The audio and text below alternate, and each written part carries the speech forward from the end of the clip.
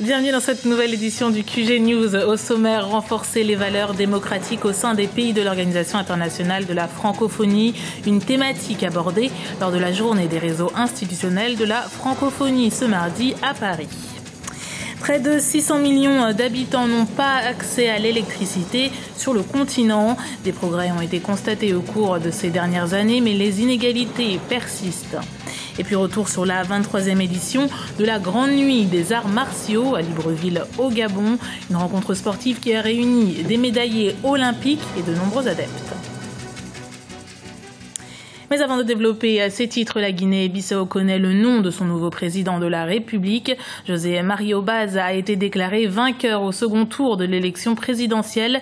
La Commission nationale électorale a annoncé les résultats ce mardi. Issu du Parti africain pour l'indépendance de la Guinée et du Cap-Vert, il remporte le scrutin avec près de 62% des suffrages. À noter tout de même qu'il s'agit d'un résultat provisoire à confirmer par l'instance constitutionnelle du pays. Ce mardi 20 et ce mercredi 21 mai se dérouleront à Paris les journées des réseaux institutionnels de la francophonie, un événement en présence du secrétaire général de l'institution Abdou Diouf. Le réseau APEM, le réseau d'appui au processus électoral au Mali, sera représenté par son président Ibrahima Sango. Le thème de la citoyenneté et de l'amélioration des processus électoraux était à l'ordre du jour. Écoutons à ce sujet Henriette Diabaté, grande chancelière de l'Ordre national de la République de Côte d'Ivoire. Ce matin, il m'a été demandé d'apporter un témoignage sur la situation de la paix, de la démocratie et des droits de l'homme dans l'espace francophone. Et j'ai choisi comme angle d'approche la question de l'alternance démocratique en Afrique. Je voudrais donc vous présenter quelques-unes des difficultés rencontrées pour organiser des élections démocratiques en Afrique francophone et vous livrer quelques réflexions sur les raisons d'espérer en me référant à ce qui est fait par l'OIF pour améliorer la situation. D'abord, un constat. Ne tombons pas dans un pessimisme excessif. Des institutions démocratiques fonctionnent en Afrique. Le Ghana, l'Afrique du Sud, le Sénégal, le Niger en sont des exemples. Mais aujourd'hui, force est de constater que la légitimation de la démocratie électorale reste encore faible.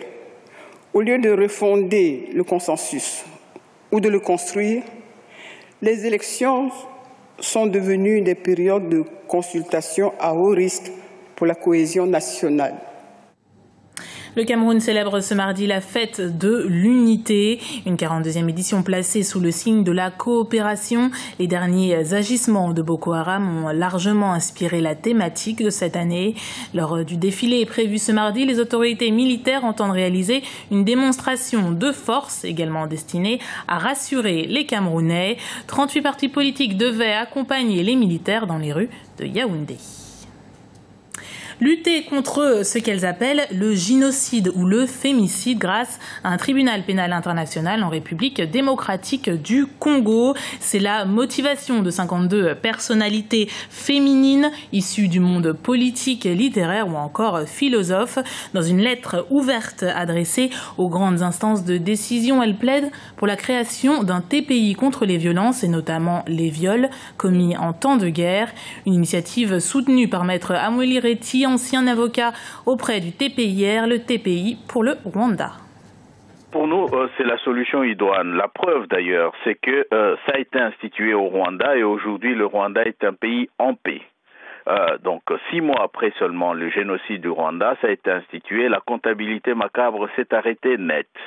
Et le Rwanda est en paix. L'ex-Yougoslavie, de la même façon. La Sierra Leone, même chose.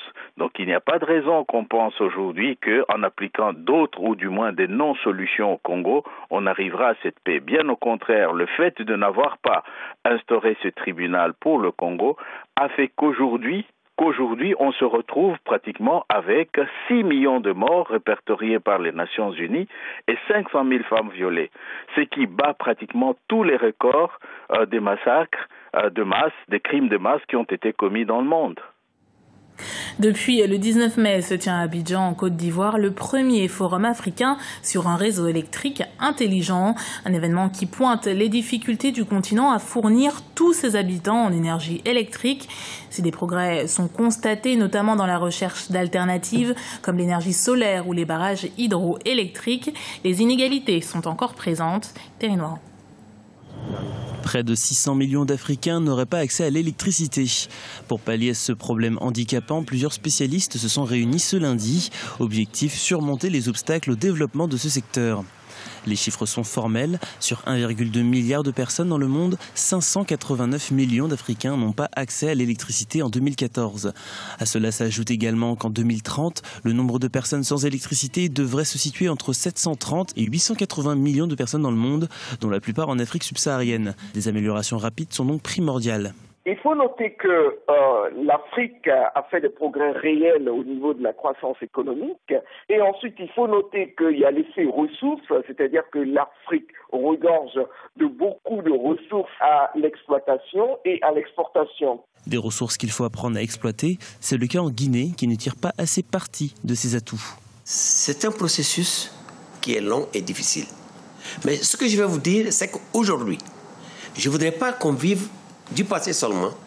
On a déjà tiré les conclusions du passé et nous sommes dans une dynamique sûre et très certaine vers la mise en œuvre des grands principes et des grands programmes de développement du système énergétique. Les populations restent toujours dans l'attente d'actions concrètes des gouvernements en place. Pour l'heure, la CIE, compagnie ivoirienne d'électricité, annonce un investissement de 100 milliards de francs CFA pour relier gratuitement les habitants au réseau. Du sport pour terminer ce journal et la 23e édition de la Grande Nuit des Arts Martiaux s'est tenue samedi 17 mai à Libreville, capitale du Gabon.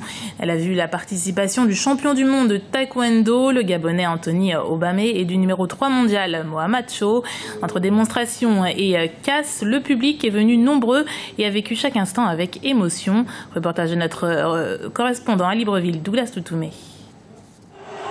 Lutte traditionnelle, kickboxing, kung-fu, boxe et taekwondo, autant de disciplines présentes lors de la 23e édition de la Grande Nuit des Arts Martiaux le samedi 17 mai dernier dans la capitale du Gabon. Cet événement culturel et sportif a vu la participation du champion du monde de taekwondo, le Gabonais Anthony Obame.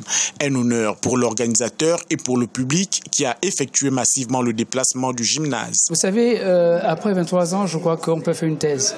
Ce soir, nous avons fait une thèse sur Anthony Obame, lui qui est champion du monde de taekwondo, médaillé d'argent des Jeux Olympiques 2012 et tout récemment champion d'Afrique. Et si nous avions voulu que la nuit des arts martiaux existe dans ce pays, c'est d'abord la première chose, c'est pour fédérer. Ensuite, c'est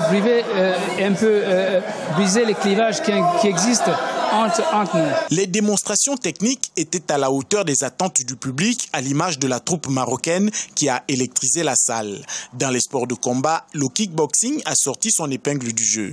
Une satisfaction pour les participants.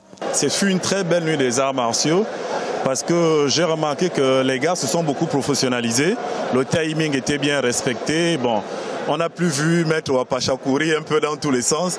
Ça veut dire que la mayonnaise a déjà bien pris. Depuis son sacre au championnat du monde au Mexique le 20 juillet 2013, dans la catégorie des 87 kilos, faisant de lui le numéro 1 mondial, Anthony Obame n'avait plus jamais livré de combat sur ses terres et devant son public. C'était le journal de la rédaction. Merci de l'avoir suivi. Retrouvez dans un instant une nouvelle édition du QG News sur Africa 24.